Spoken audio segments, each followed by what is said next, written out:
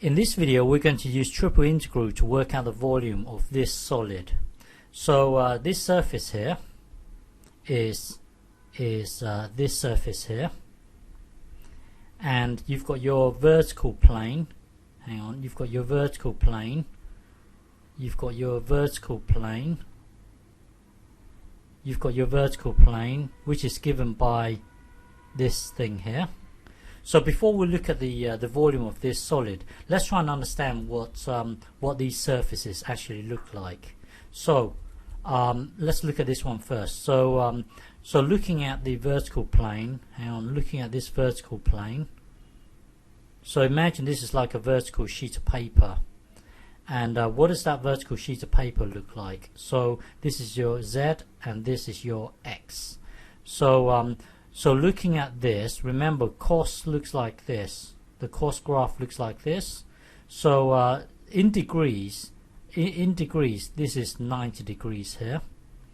So so when you draw the graph y equals cos of x, this will be 90 degrees. If you stick a 2 in here, it would be 45 degrees. If you stick a 90 in here, then it would be 1. So so it would be 1 like that. If you stick a 90 in there, well, here we stuck a 90 degrees in here. So so our graph will look like this. Our graph will look like this. It's a cos graph, but then this is 1. So this is 1 here.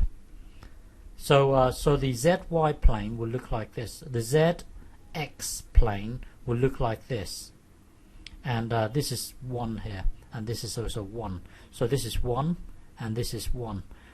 So this is our cos graph here, and it goes like this and so on.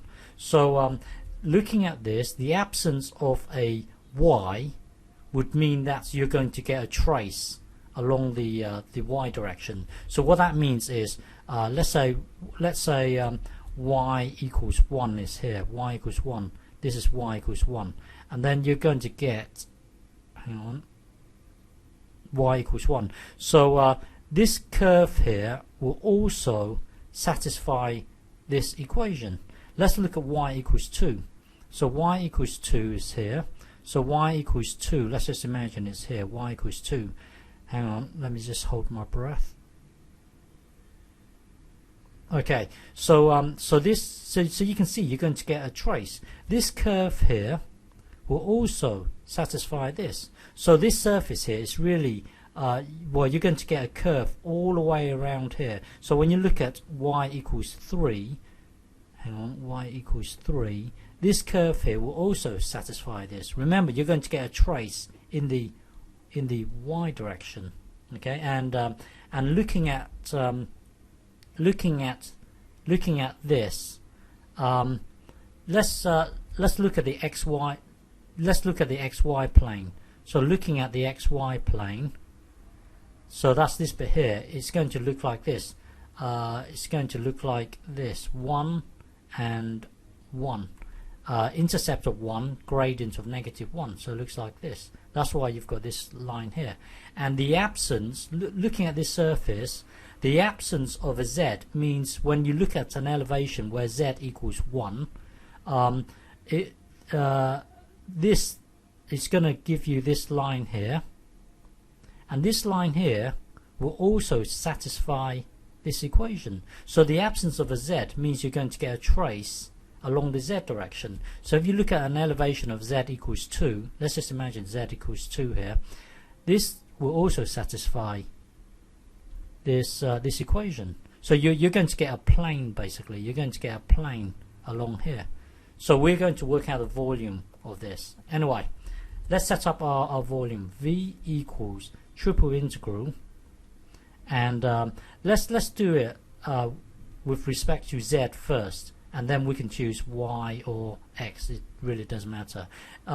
So when you look at this z, that would mean z equals something, z equals something, and then the outer integral, y equals something, y equals something, and then the far, well, this will be x equals something, x equals something. And looking at the inner integral, you're moving parallel to the z direction. So you're moving parallel to the z direction. You're moving parallel to the z direction. You're moving parallel to the z direction. So hang on. So you're moving along the z axis. So that means let's just imagine you enter this surface and then you leave the curve. You leave the curve. And then let's look at this one here. You enter the z equals 0 and then you leave the curve. And that curve there is given by this. So let's look at another one. Hang on. So here you enter z equals 0 and then you leave the curve. So you enter z equals 0 and then you leave the curve. So that would be cos pi x over 2. You enter z equals 0 and then you leave the curve. That's this curve here. Okay, so there's a 1 here, but let's not bother putting the 1 in there. So we've done the dz now. Let's look at dy. So hang on, let me just clean this up. Hang on. So now that you've taken care of the dz, you're going to lose one dimension in the z direction. So the whole solid will collapse down into this plane here. So now you're looking at that 2D triangle. Okay, because once you've taken care of z, you're going to lose one dimension in the z direction, and then the whole solid collapses down to this plane. So now looking at dy,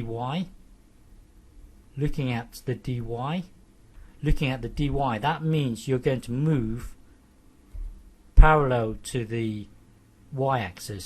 So you're going to move like this. You're going to move like this. You're going to move like this. You're going to move like this. So you're going to move, hang on, let me just clean this up.